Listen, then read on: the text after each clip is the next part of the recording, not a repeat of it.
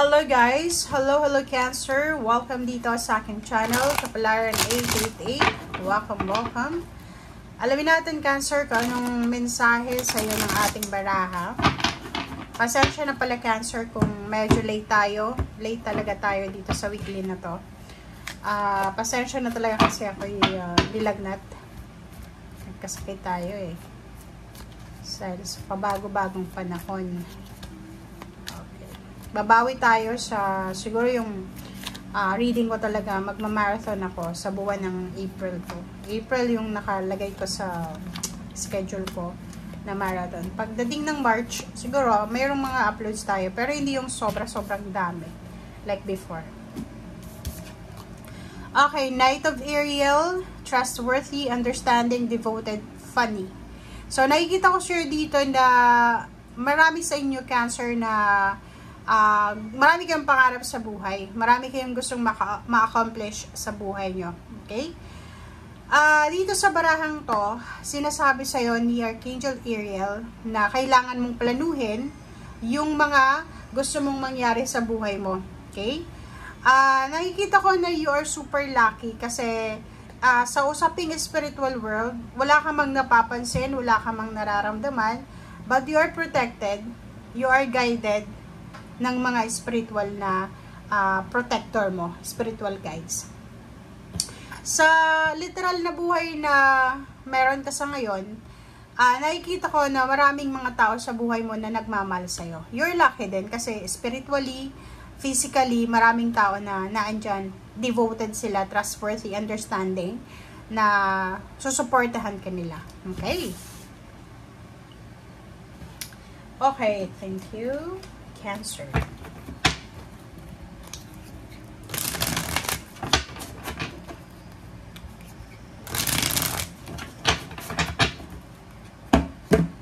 Okay. Seven of Pentacles. Seven of Pentacles, meron ditong Cancer na naghihintay ng pera.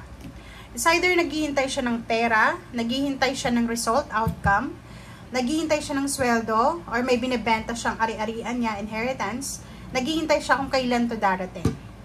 Meron sa inyo dito na siguro trinabaho mo na, and until now you're waiting, until now parang hindi mo alam kung until kailan ka ba maghihintay sa perang ito or sa trinabaho mong ito.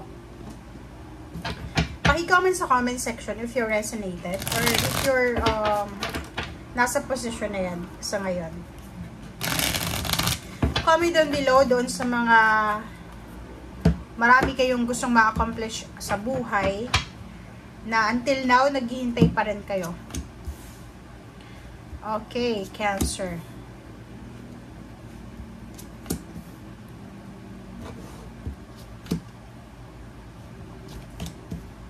Okay.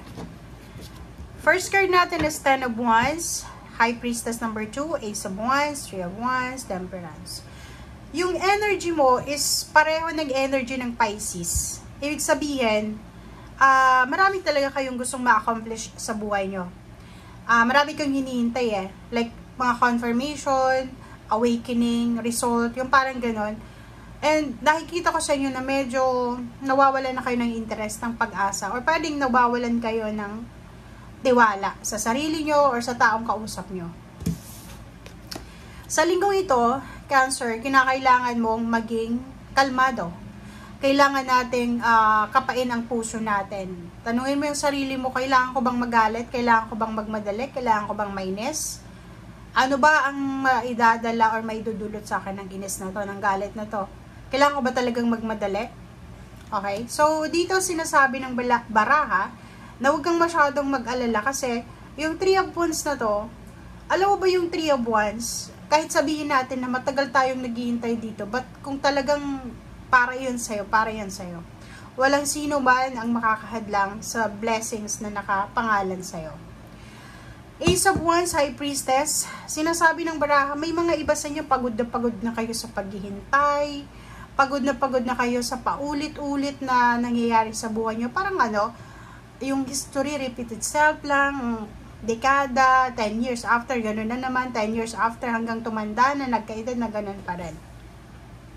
So, dito sinasabi na, sa ngayon, sa kasalukuyan, kung ano mang mga hinihintay nyo, or kung ano man ito na posibleng nagbibigay sa inyo ng sama ng loob, ng galit, or ng impatience, sinasabi ng bara sa'yo na may rason kung bakit nangyayari yan.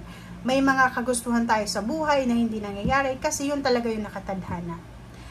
Ang Ace of Wands na to, sinasabi ng barahan na kahit daw na walang nangyayari sa buhay natin, kahit na naghihintay pa rin tayo hanggang sa ngayon, make sure na huwag mong aalisin yung kilig sa buhay mo. Yung parang everyday, masaya ka, nagigising ka, thank you Lord, kasi andito ka pa rin sa mundong ibabaw. Parang ganun. So, sa linggo ito, may pinagdadaanan ka man or wala, may problema ka man or may success, make sure na be thankful and grateful sa lahat ng blessings na ibinibigay sa atin ng Panginoon.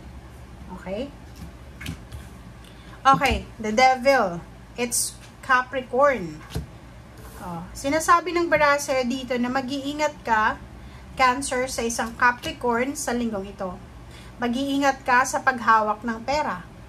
Mag-iingat ka sa pag-utang ng pera sa mga taong alam mo na pwedeng yung mga nagpa 5-6 dyan, yung mga sobra-sobra kung maglagay ng kung ano bang tawag dyan, hindi ko alam.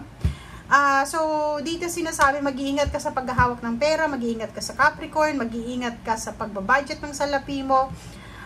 Be patient, okay? Kung may konti kang pera, ilaan mo yung pera niyan sa importante, sa emergency funds. Wag na wag mong, parang labanan mo yung tukso na, may pera ko, kailangan kong bumili ng motor, kailangan kong bumili ng ref, ng television, ng cellphone, parang gano'n. So, iwasan mo yon, labanan mo yung tukso.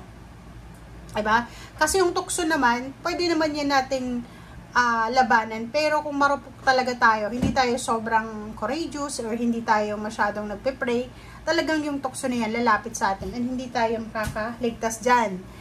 Six of Pentacles, Seven of Swords, diba? So, nakikita ko sir dito, isang panluloko, isang pandaraya, isang pangiscam, ang posibleng matapos na or ma-resolve na sa ngayon, sa linggong ito. And Six of Pentacles, nakikita ko sir dito na siguro for several months, marami kang pinagdaanan na problema sa salapi, yung parang imbalances, diba? Yung parang Lunes meron kang pera, Martes wala, Miyerkules wala, hanggang Saturday wala ka, pag Sunday may pera naman. Yung parang parang yung pera dumadaan lang sa kamay mo. So, nakikita ko sir dito na siguro na-scam ka, or pwedeng yun yung hinihintay mo, pwedeng hinihintay mo na bayaran ka ng may utang sa'yo, bayaran ka ng nanloko sa'yo, and dito nakikita ko na posibleng may sagot na dyan sa linggong ito. Okay? Six of Pentacles, nakikita ko kung may kailangan kang pera, like for example, may prospect ka, may isa kang tao na, dito ako lalapit. Yun, lumapit ka sa kanya, mag-send ka ng message, magtanong ka kung may pera ba, dahil possible talaga na siya yung maging source mo ng help sa financial. Okay? Thank you guys. Bye!